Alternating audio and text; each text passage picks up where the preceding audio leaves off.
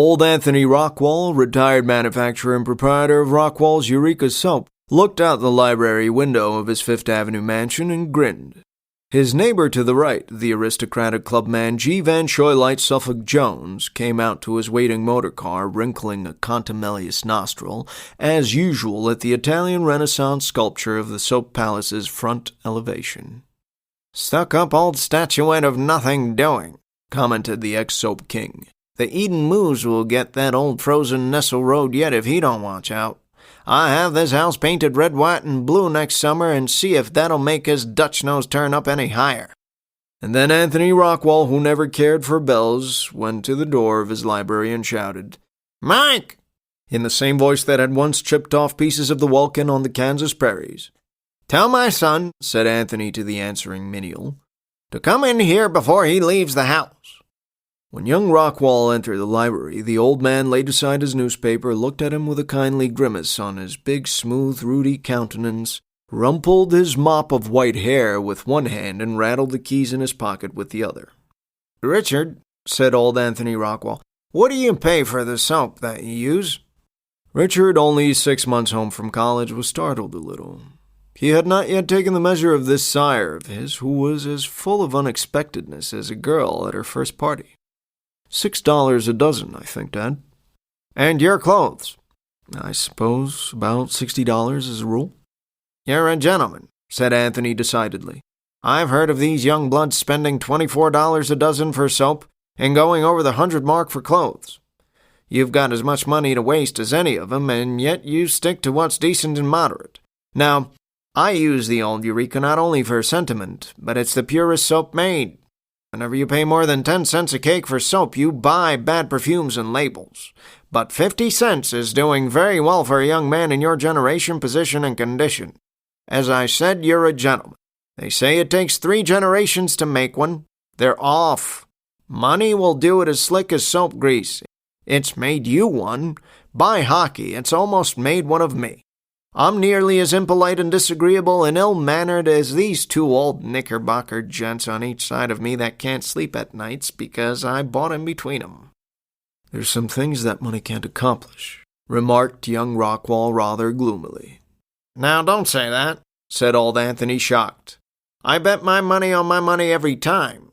I've been through the encyclopedia down to Y looking for something you can't buy with it, and I expect to have to take up the appendix next week. I am for money against the field. Tell me something money won't buy." "For one thing," answered Richard, rankling a little, "it won't buy one into exclusive circles of society." "Aha! Won't it?" thundered the champion of the root of evil. "You tell me where your exclusive circles would be if the first Astor hadn't had the money to pay for his steerage passage over." Richard sighed. "And that's what I was coming to," said the old man less boisterously. "That's why I asked you to come in. There's some going wrong with you, boy. I've been noticing it for 2 weeks. Out with it. I guess I could lay my hands on 11 millions within 24 hours beside the real estate. If it's your liver, there's a rambler down in the bay, cold and ready to steam down to the Bahamas in 2 days. "Not a bad guess, Dad. You haven't missed it far."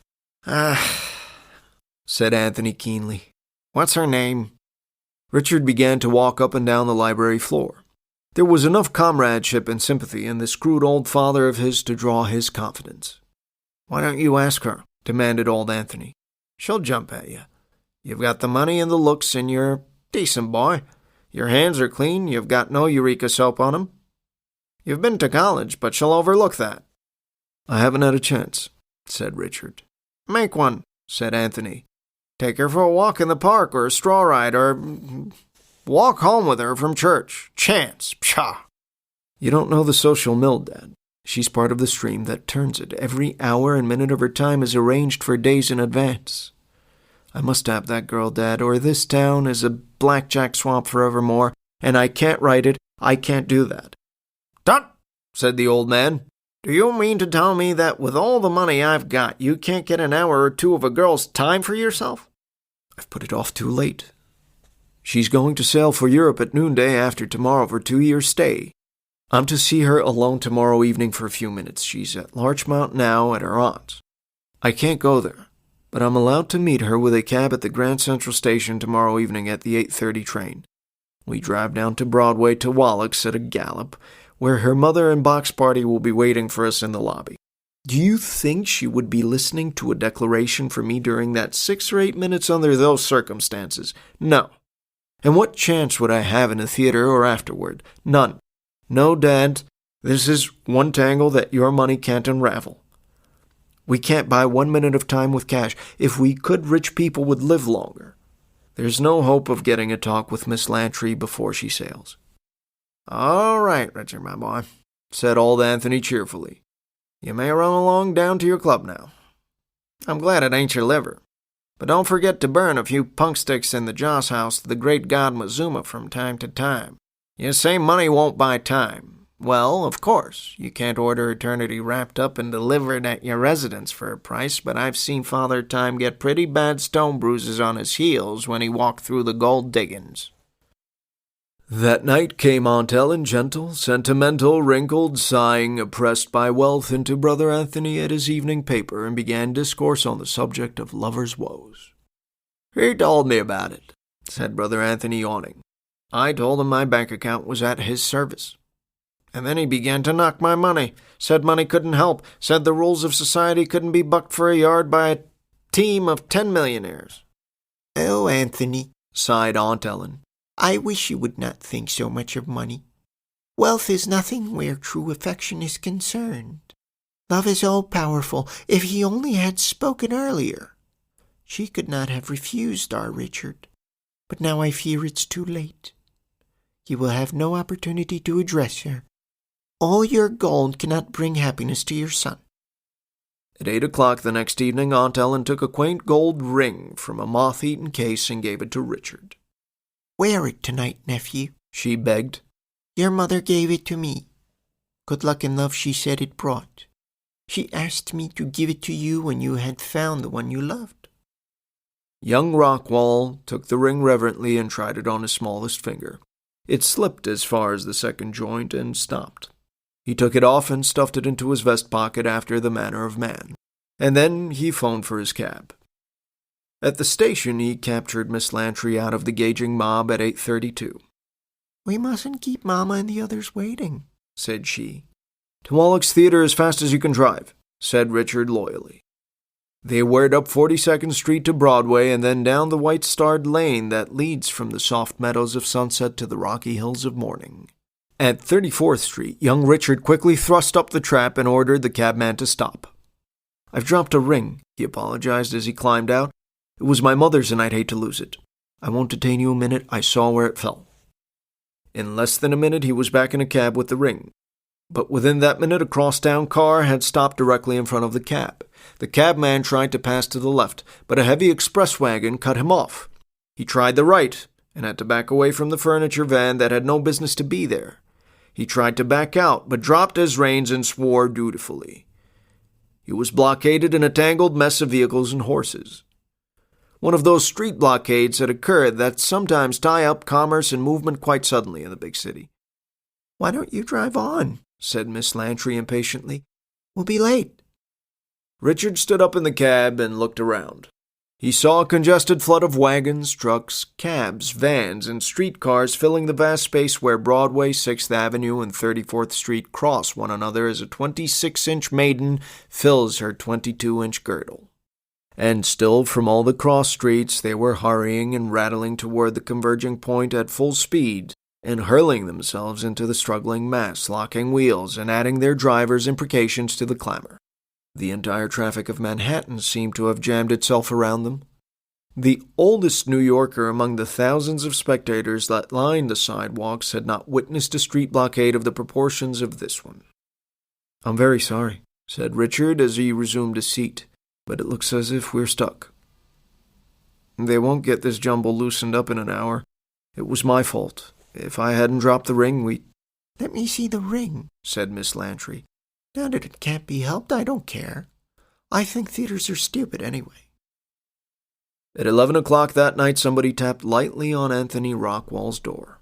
Come in, shouted Anthony, who was in a red dressing gown reading a book of practical adventures.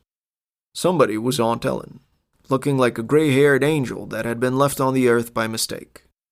"They're engaged, Anthony," she said softly. "She has promised to marry our Richard. On their way to the theater, there was a street blockade, and it was 2 hours before their cab could get out of it. And oh, Brother Anthony, don't ever boast of the power of money again. A little emblem of true love, a little ring that symbolized unending and unmercenary affection, was the cause of our Richard finding his happiness. He dropped it in the street and got out to recover it, and before they could continue the blockade occurred. He spoke to his love and won her there while the cab was hemmed in. Money is dross compared with true love, Anthony." "All right," said old Anthony. "I'm glad the boy has got what he wanted. I told him I wouldn't spare any expense in the matter if—" "But, Brother Anthony, what could your money have done?" "Sister," said Anthony Rockwall, "I've got my pirate in a devil of a scrape. His ship has just been scuttled, and he's too good a judge of the value of money to let drown. I wish you would let me go on with this chapter." The story should end here. I wish it would, as heartily as you who read it wished it did. But we must go to the bottom of the well for truth.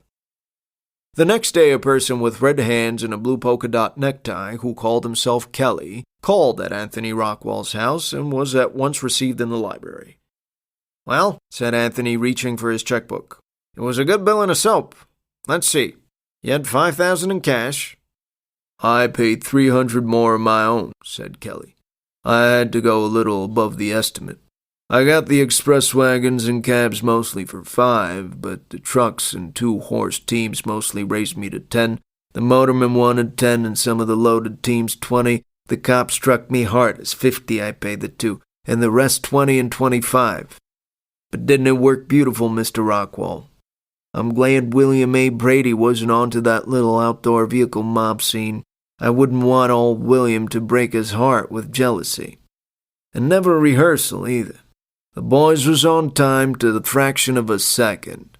It was 2 hours before a snake could get below Greeley's statue." $1,300, there you are, Kelly," said Anthony, tearing off a check. "Your 1,000 and the 300 you were out. You don't despise money, do you, Kelly?" "Me," said Kelly. "I can lick the man that invented poverty." Anthony called Kelly when he was at the door. "You didn't notice," said he, "anywhere in the tie-up a kind of a fat boy without any clothes on shooting arrows around with a bow, did you?" "Why, no," said Kelly, mystified. "I didn't. If he was like you say, maybe the cops pinched him before I got there." "I thought the little rascal wouldn't be on hand," chuckled Anthony. "Goodbye, Kelly.